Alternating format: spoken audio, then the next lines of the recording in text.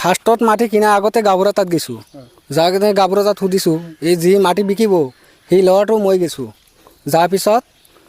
পিছত এই গাভৰুৱে কৈছে কয় কিনিব পাৰিবি মই আছোঁ নহয় টেনশ্যন কৰিব নালাগে মই কৈছোঁ পট্টা আছে নে নাই কয় পট্টা আছে এইটো টেনশ্যন কৰিব নালাগে মই আছোঁ মই থাকিলে টেনশ্যন কিয় কৰা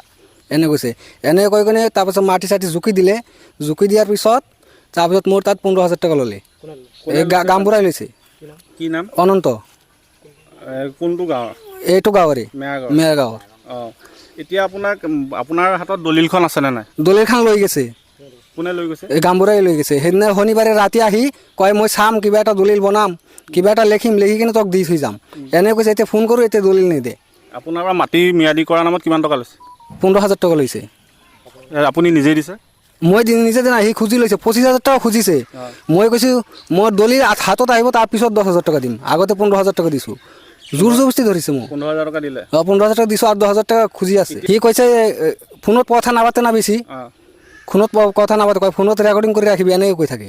ইয়াত যে আপুনি বাহিৰৰ মানুহে যে মাজুলীত আহি মাটি কিনিব নোৱাৰে সেই কথাটো গম পাই নাপায় সেইটো মই গম নাপাওঁ সেইকাৰণেতো গামবুঢ়া তাত গৈছিলোঁ মই মাটি কিনিলোঁ গামবুঢ়া ক'লে কাৰণে সেই কিনিলোঁ নিকিনিলোঁ মই ঘৰতে কিনিলোঁ কিমান টকাত কিনিছে মাটি 1 লাখ টকা কিনিলোঁ 1 লাখ টকাত অঁ কিমান মাটি কিনিছে 1.5 কঠা আপোনাক ইয়াৰ ম্যাদী পট্টা বুলি কৈছে নাই এইটো মেদিপাট্টা বুলি গামবুঢ়াই কৈছে সিহঁতেও কৈছে যে বিকিব সিও কৈছে মণ্ডল আহিছিলে মুণ্ডল অহা নাই মুণ্ডল তাত ফোন কৰি মাটিখন জুকি দিছে তাৰপিছত দেওবাৰে সেইদিনা দেওবাৰে মুণ্ডল মোৰ ঘৰত গৈছিল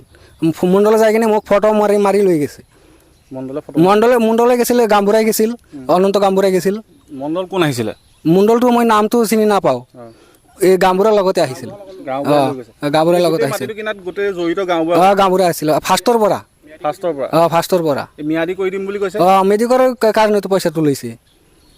এতিয়া আপুনি গোটেই মাটিটো 1,15,000 টকা দিয়া হ'ল মানে মাটিৰ মালিকক 1 লাখ টকা আৰু গাঁওবুঢ়াক 15,000 1,15,000 টকা দিলে আৰু কিমান দিব লাগিব আৰু 10,000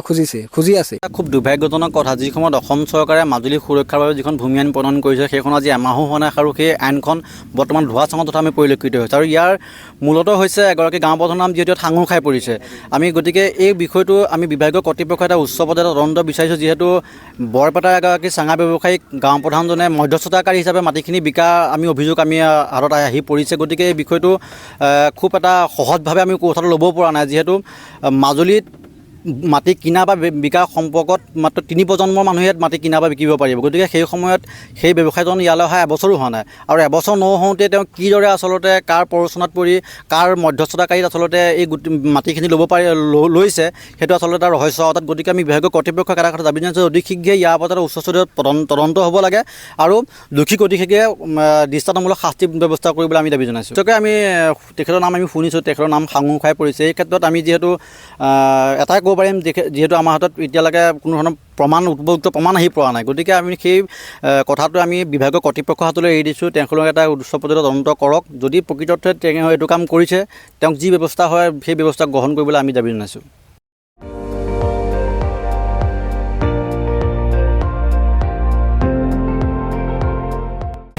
আপুনি চাই আছে ND24